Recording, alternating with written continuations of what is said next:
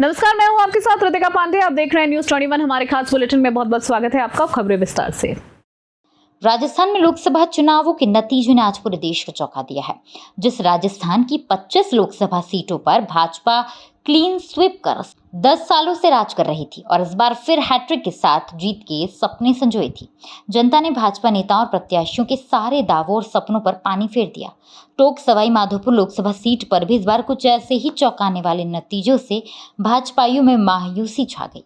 लेकिन भाजपा से राजनीतिक सफर की शुरुआत करने वाले राजस्थान पुलिस के सबसे लंबे समय तक डीजीपी की जिम्मेदारी निभाने वाले हरीशचंद्र मीना एक बार फिर उन्होंने साबित कर दिया कि उनसे बड़ा कोई चाणक्य राजस्थान में नहीं है।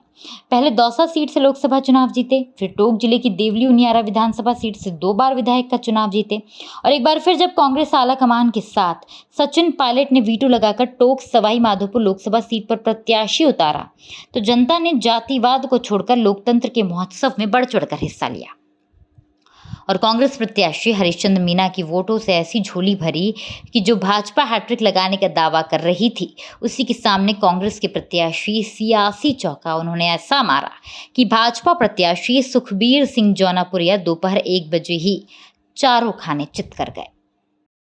प्राथमिकता हर किसी जनप्रतिनिधि की होती है कि अपने निर्वाचन क्षेत्र में जनता की जो मूलभूत सुविधाएं उनको बढ़ाया जाए और जनता को जो रोज़मर्रा के उनके जीवन यापन में जो दिक्कतें आती हैं उनको कम करें, उनको दूर करें और इस विकास में पारदर्शी तरीका होना चाहिए, बिना भेदभाव के, बिना भ्रष्टाचार के, समान रूप से सबका विकास में हक रहे। ये मेरी किरोड़ी लाल मीणा ने कहा था कि मैं इस्तीफा दूंगा मेरे अगर वो आते हैं तो क्या मानते हैं? देखो, किरोड़ी लाल जी एक विरोधी पार्टी के सदस्य हैं, माननीय सदस्य हैं, वरिष्ठ नेता हैं और जितना मैं किरोड़ी लाल जी को जानता हूँ, मैं बहुत ज़्यादा मेरे नहीं है, पर जितना मैं उनके बारे में सुना है, जितना मैं जानता हूँ, वो बात के पक्के हैं।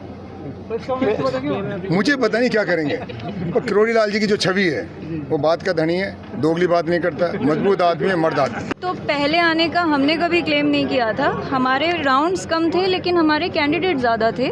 ईवीएम में जब ज़्यादा कैंडिडेट होते हैं तो अगर किसी को लिखने में भी देरी हो जाती है तो वो वापस रिपीट कराते हैं, उस वजह से समय लगता है। दूसरा, अभी पूरे राजस्थान में थोड़ा सा स्लो चल रहा है क्योंकि जो साइट है उस पर रिपोर्ट्स आने में थोड़ी सी देरी आ रही है, बीच बीच में कुछ गड़बड़ी होती है, तो हम डबल ट्रिपल चेक कर रहे थे जिससे कि हम सही रिजल्ट। इनवैलिड वोटों के मद पे लोकसभा क्षेत्र के विजयी घोषित होते हैं हरीशचंद्र मीणा जी 6,23,763 वोट्स।